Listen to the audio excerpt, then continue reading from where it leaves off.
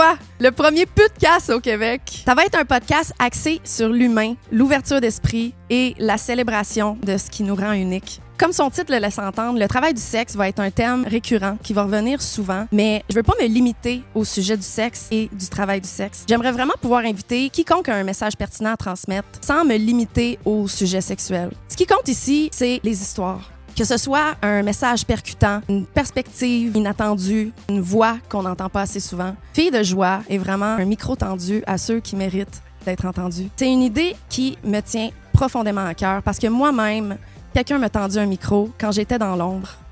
Joanie et Lisandre de Sexe Oral m'ont donné leur plateforme, ce qui a complètement changé ma vie.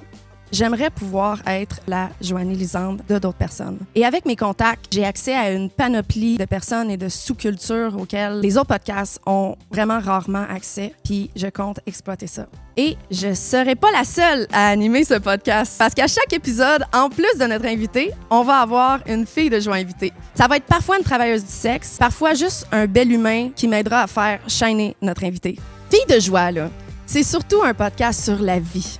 Un podcast où on rencontre des beaux humains et on jase avec eux des expériences qui les ont modelés à être ce qu'ils sont aujourd'hui. Qu'est-ce qui les allume? Qu'est-ce qui régit leur vie? Qui leur donne envie de se lever le matin? La différence qu'ils veulent faire dans le monde? Leur raison d'être?